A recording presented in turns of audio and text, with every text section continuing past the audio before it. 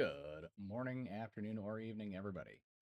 We're going back to something we used to do a while back, as I feel like it's a good time with some of the really interesting commanders coming out with Aether Drift for us to do some of our $50 deck techs as well as a $50 upgrade guide.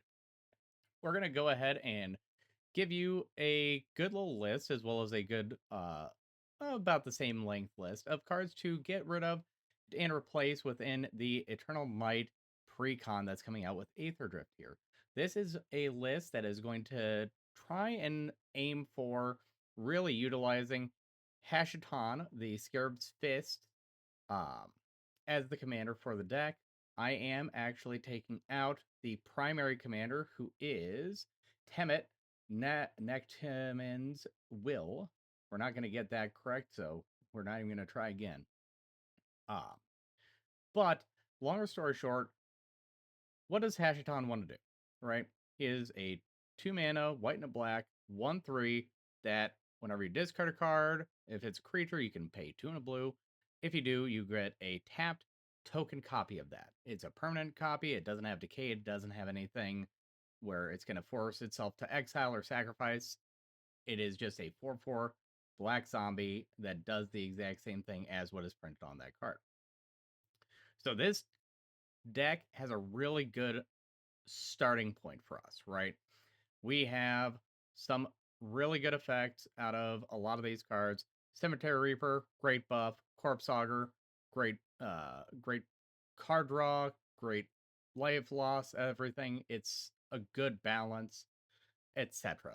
Down the line, our starting line is really good. Our mana base is pretty decent. We get a Maskwood Nexus reprinted in this deck. We get Signets, got a Bantu's Monument, got Talismans. We're looking really good. We are keeping most everything else, right? I'm going to get into the removes, kind of talked about some of the things that I could also see us removing later on down the line, as well as give you some of the reasons that I personally see that we get rid of these cards. And then we'll get into cards that I think we could really benefit out of having in here. Part of them is going to be whether or not you decide to go with more of a cycling route, because I do have a few cards that I'm like, if we don't focus strictly on cycling, and if we look at Hashton wanting this really big go wide play style, we might have a better chance if we focus a little bit more on the token aspect, right? So let's get on into it. So first off, one of the first things that you'll see are some of the cards, such as Angel of Sanctions, Champions of Wit. Some of the immediate things that you'll notice are cards that have Eternalize. Godfarer's Gift, Gate to the Afterlife. I think that the Eternalize mechanic is a good mechanic, but we have, I'll say, an alternative option within our to add list that I think might feel a little bit better, especially if we are discarding a lot of things that we might want to get back later. We are in white, black, and blue, some of the strongest colors to get things out of our graveyard, back into our hand, or back into our library. So I don't particularly, unless we are going to outright win the game right there, I don't want to be exiling things willingly out of our own graveyards. So a lot of the things that purposely self-exile, we're not going to even pay attention to. I got rid of Arcane Sanctum because this deck comes out of the gate with 39 lands. While you do have a little bit of a mana commitment with Hashaton's ability being 3 mana every time that you activate it, honestly, the slow land as well as that really heavy mana base, you're going to have a lot more dead draws than good draws if we keep it up with that, right? We do have a decent little bit of draw power in here, but the draw power doesn't matter if we don't get to it. I did pull out Arcfiend. Again, this is more on the, if we want to get rid of the cycling and discard part of it, or the cycling part of it more primarily, then maybe we pull him back in. But I think he is one of the easiest first 20 cards for us to take out. Again, not a zombie, doesn't help us go wide. Cast out 1 mana white for cycling or a 4 mana Oblivion Ring. It's not a bad card. Again, it doesn't immediately help us in a lot of ways. Crowded Crypt. I really like the concept of Crowded Crypt because if you do have something that you end up adding in, or something that, let's say you have, let's say Viscera here, or Jadar, who gives you the 1/1 Decayed Zombie, and you have this out, you're going to start getting a lot of counters on this, but 6 mana commitment, they are all decayed zombies. If you have them leaving and entering, they might do a lot for you, but it's a large mana commitment, and it just doesn't feel as good as other things could, right? I got rid of the 3 deserts because even though they are thematic, and if we did want to cycle into a more Deserts Matter theme, there are some more zombie-centric deserts, but I got rid of them particularly because the cycling is a 2-cost cycling ability as compared to some of the things that we're going to put in, which are single-cost cycling cards. Same thing with Fetid Pools and Irrigated Farmland. 2 mana cycling dual lands. And while the 2 lands that we're subbing in for those in particular are not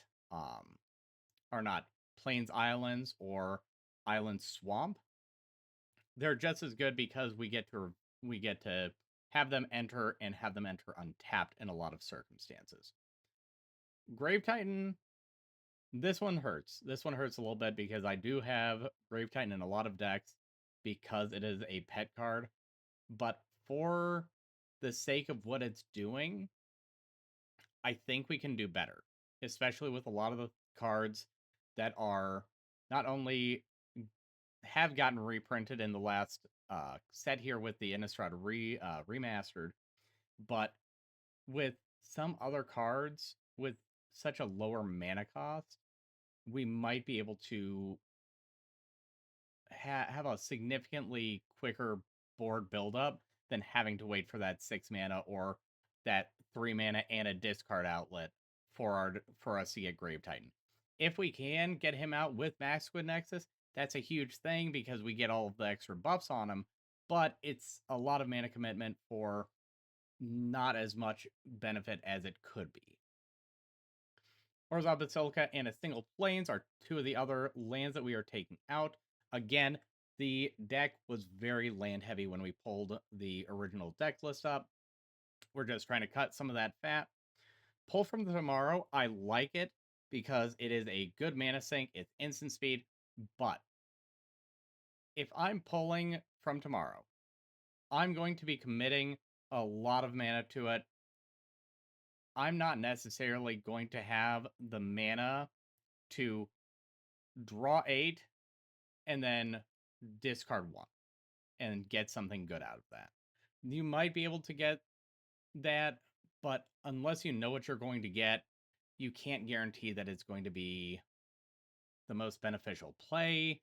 And it's another situation where in some of the things that we are putting in, or options that we're putting in, the payment to discard, we're going to try and get away from that. We're going to try and have our mana as open as possible for us to do other things that are going to be more beneficial to our game plan. Temmet. Now, Temmet I really like. I think he's a really strong commander, and he wants to do his own thing. I think with us making tokens, whenever you attack, draw a card, discard a card, that's just flat, one thing. Whenever you draw a card, zombies you control get +1/+1 until end of turn. That could be really strong if we do draw a lot of cards in one turn. As we said, we do have a lot of ways to draw a lot of cards. For this video and for this upgrade, we're going to act as if we are just taking this out. We're not looking at it. I think there is a lot of capability with Temmet. I think that we could do some really silly things. And I do want to hear what you guys think about Temet down below. But again, for this video, we're just going to worry about Hashiton.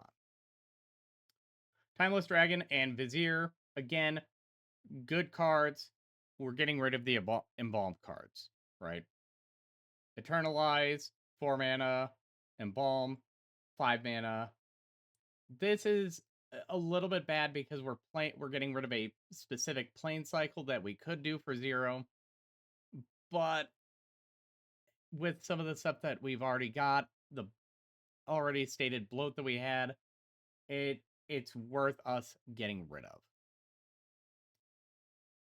So let's get into some of the cards that we're keeping, right?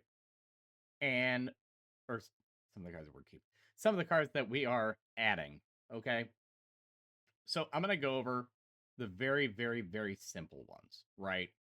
First off, Barrenmoor, Lonely Sandbar, and Secluded Steppe. Like I said, we were getting rid of the deserts specifically to put in the single mana cycling cards. It just feels a little bit better to pay 1 for it, whereas in other cases, we might want to throw that down, have it come in tapped. In any way, shape, or form, it's essentially the same card. This just gives you a little bit better mana efficiency, right?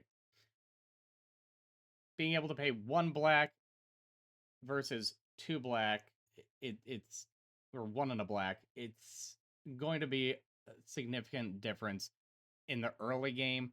Maybe in the late game, you've got a lot of mana and it doesn't matter, but this deck, I feel you are going to want to snowball as fast as possible and kill your opponents, because otherwise you're going to end up bleeding yourself out with some of the effects here. Some of the more complicated ones. We're going to start off with Abandoned Sarcophagus. So we can cast spells that have cycling ability from our graveyard. If a card has cycling, that has a cycling ability would be put into your graveyard from anywhere, and it wasn't cycled, exile it instead. This is a double-edged sword, but I think if you do keep with the cycling theme and keep, I believe it is, where is it? It's one of the new cards. This guy, Red Tomb Mystic. So he's a 2-drop that gives every creature card in your hand cycling. So he allows you to start pitching things.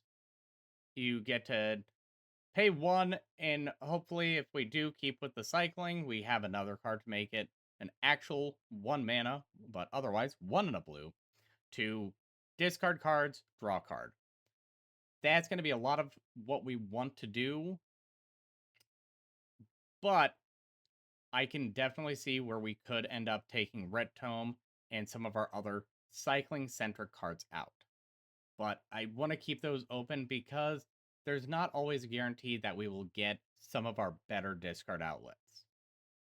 We also have an Offer You Can't Refuse. The one thing that I think that this deck really, really lacked out of the box is single target and just general interaction, right?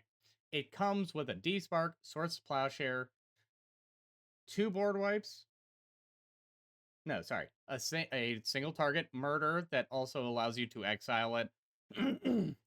2 board wipes, one of them that will kill 90% of your creatures, and the other one is an overload one. But no just flat kill, no flat counter, nothing. So I do want to strongly advise into getting things like an Offer You Can't Refuse, Counterspell, Negate. I thought I put Arcane Denial in here, but things like that, right?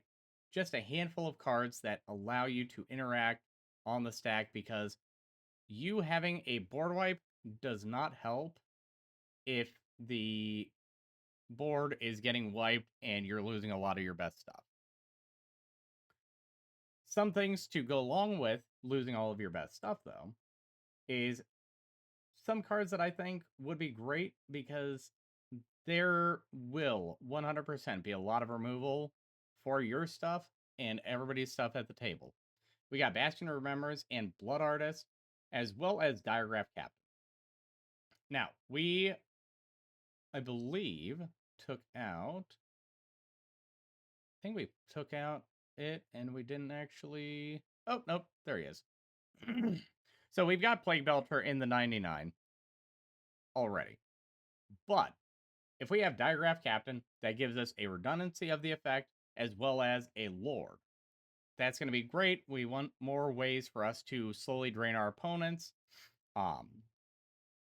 Again, that's why we got Blood Artist. That's why we got Bastion. We want to be able to drain our opponents because we might be able to get a really good wall going. We might be able to get, 10, 15, 20 tokens or a good couple 4/4s.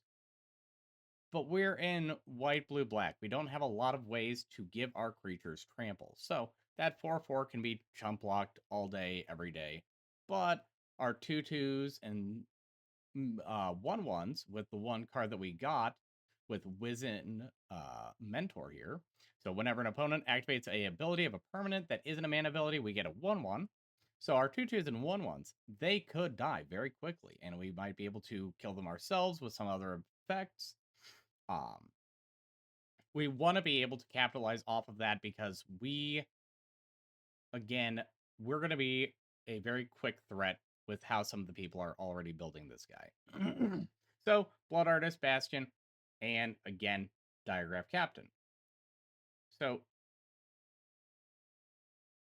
these guys I think are going to be great cards to include.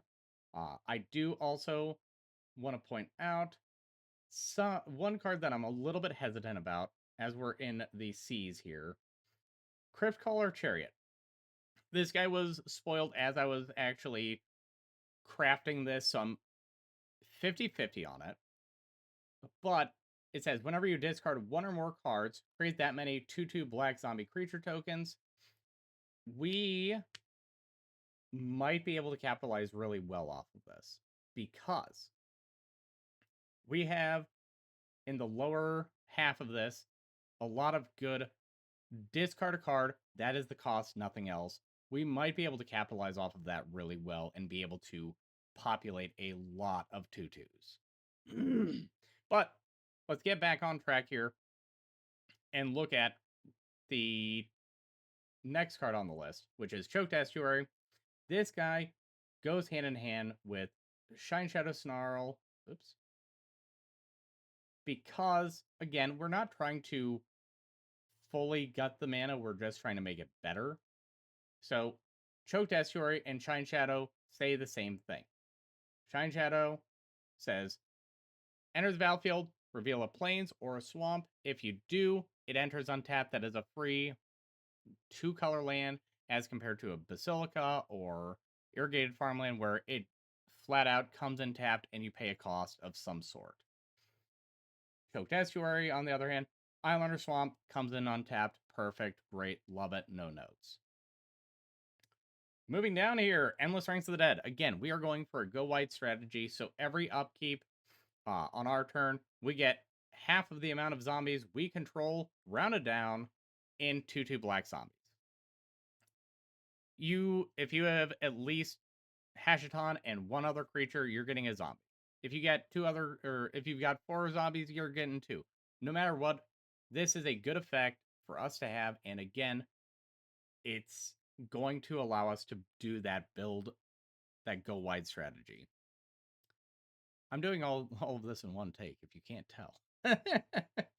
But Endless Ranks, I think, is a beautiful card. It got reprinted. I think that it is a must-have for pretty much any zombie deck. We're going back to the cycling conversation because Fluctuator could be a big bread and butter card because cycling abilities you activate cost up to 2 less to activate. That means that we can have it be 0. So we've got Twisted Abomination, Swamp Cycling 2, that becomes 0. We've got Ash Barrens, 0. We have our guy that gives all of our creatures cycling 1 in a blue, turns it into just a single blue. These cards, and again, if we ended up going cycling, we'd be shifting a few cards here, right? We'd be moving a couple cards back in because we want to keep that cycling trend. We want to be able to utilize that pay 0, draw card strategy. I think this is a great card for us. Lazative Plating, I think that we need some sort of protection. It amasses 1, gives us a 1/1 counter on a zombie army we control, or gives us a 0/0 zombie with a 1/1 counter, and it gives us and permanents we control hexproof until end of turn. So that could be a gigantic swing in our, in our favor. We're not putting a Teferi's protection in here, right? We've got a $50 budget. We don't have money for Teferi's protection, but this at least is something that can potentially keep us from dying. Target player returns all creatures to their hand, exile all creatures that target player controls. This is a huge card. And at a 50-cent price tag, we can't sneeze at that. Now this, we are going to be shoveling a lot of our cards from our hand into our graveyard. I think it's a perfect place for us to have Living Death. Worst case scenario, we might have a lot of our great risks, our great threats in our graveyard. We sacrifice all of the creatures that we own. So the sacrifice being a death trigger triggers all of our creatures that say when a zombie dies. It triggers all of the things that say when a creature dies. That's a lot of damage, potentially a lot of life gain for us. And then we have all of the creatures that we've discarded throughout the game that haven't been exiled come back into play, and we get all of the enter effects as well as who knows what else. It is a double-edged sword if somebody else is in a graveyard strategy. I will admit that. However, the upsides really outweigh the downsides in most situations, in my opinion. Now, this next card, you might want to hear me out on this, right? We might want to... It's a stretch because I was already talking about how bloated the mana base was, but Metzlantili, the Great Door, a 3-cost legendary artifact from Lost Caverns of Ixalan. First ability is tap it to draw a card, discard a card. We get a good loot effect. We get a free loot effect. We don't have to pay mana into it. Great. Love that. 4 mana, tap it, transform Metzlanti, the Great Door, activate only if there are 4 more permanent card or permanent types among cards in your graveyard. I believe it might be easier said than done, but with a lot of the things that we have, we should be able to discard something like, Dreadhorde Invasion. We get it super late. Who cares? What's the amass 1 us losing a life going to do for us on turn 20?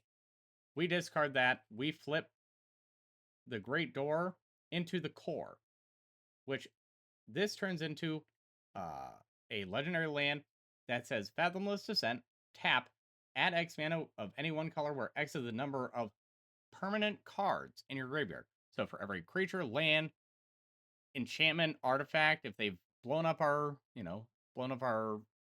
rocks, or we've eaten the commander sphere at that point, in any circumstance, that's a lot easier for us to get mana off of than something like a Gaia's Cradle, right?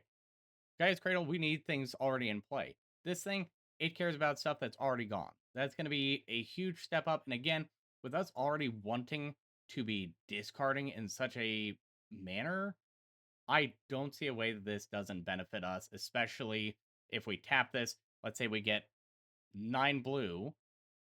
That's 3 free activations of Hashiton right there. Next card, Noxious Ghoul. This is going to be great because it is in 75% of circumstances. I'm saying 75, but for us, it might end up leaning a little bit more towards 80 to 90 because of the Maskwood Nexus. It is going to be a one-sided board wipe, especially if we're getting a lot of zombies entering on the same turn. If we have Noxious Ghoul in the graveyard when a Living Death resolves, we are most likely wiping everybody's board. This creature, whenever he or another zombie enters, comes into play, all non-zombie creatures get -1/-1 until end of turn, and this stacks. So 10 zombies enter, -10 out of -10 across the board. I think it's one of the best zombies that for some reason wasn't already included in this deck when it already had a good couple pieces in there that say we want to be swinging big. Oblivion Crown. This is, I believe, a card that could be a hidden gem for this deck. I think that this random future sight common could be a real big card. So it's 1 in a black for a enchantment aura that has flash, so we can play it on our opponent's turn with a flat ability of enchanted creature gains, discard a card, this creature gets +1/+1 until end of turn. So we could turn 2, play our commander, turn 3, play our land, pass on our opponent's end step, slap Oblivion Crown on him, and on that 4th turn, we can start pumping out 4/4 zombies.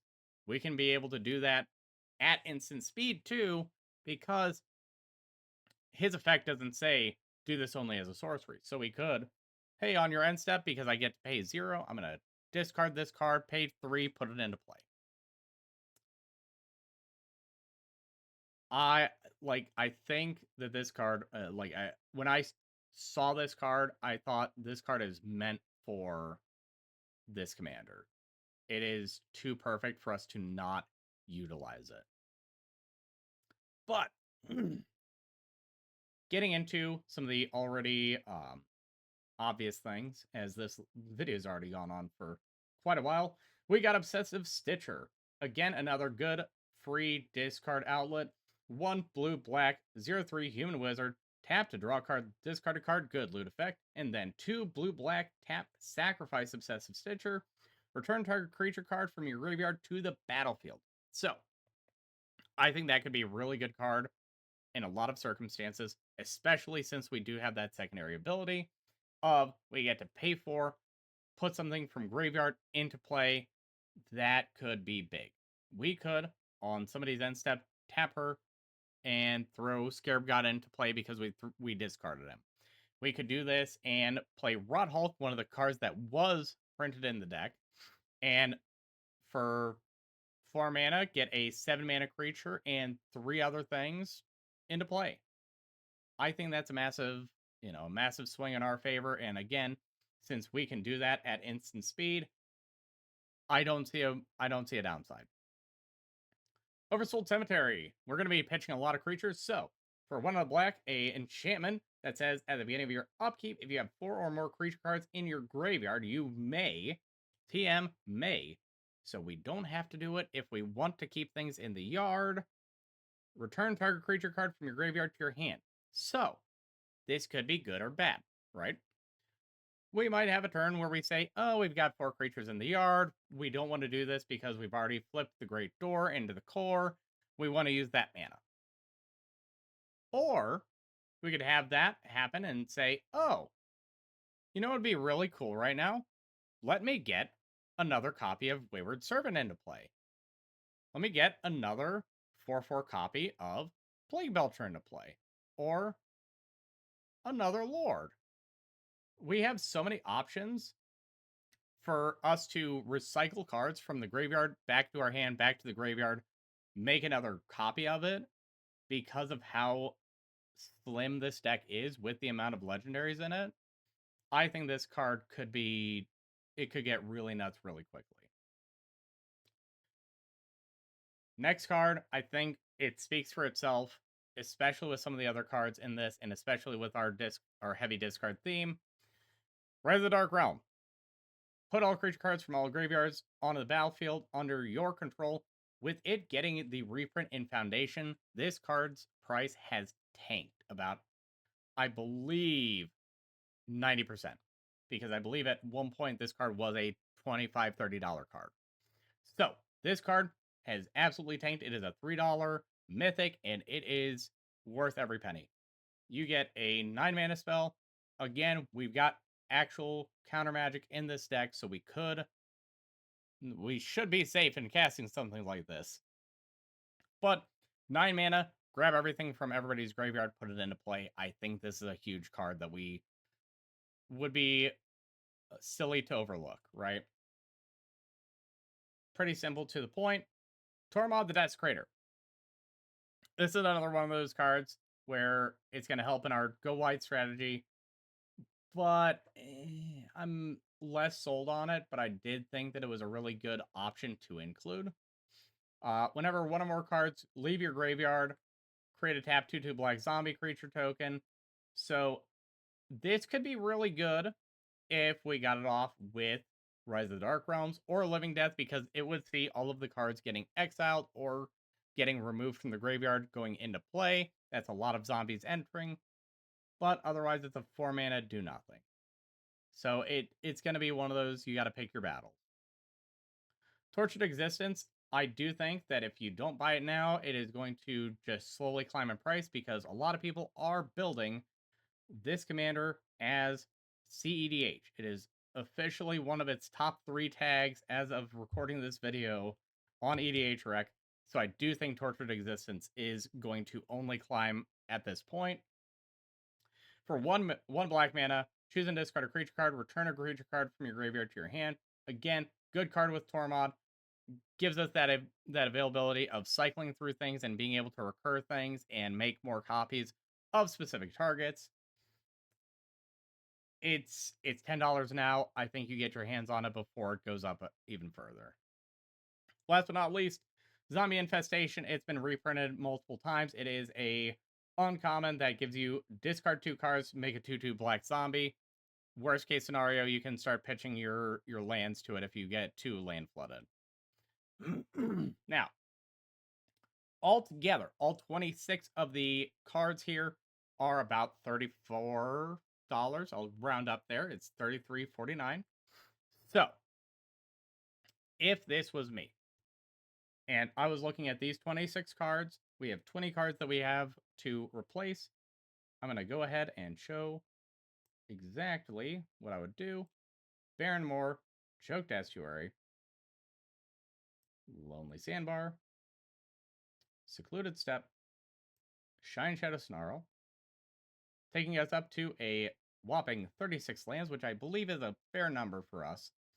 Then, I believe we put Endless Ranks in, Diregraph Captain, Bastion,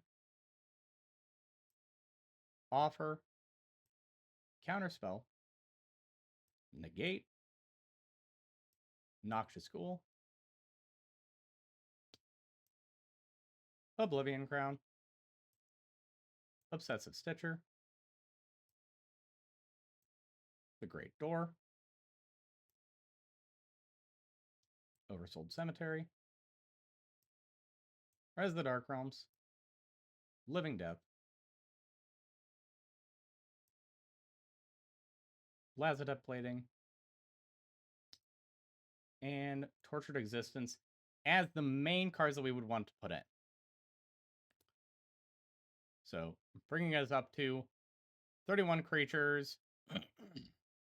8 enchantments, 7 instants, 6 sorceries, 1 planeswalker, 36 lands, and 10 artifacts.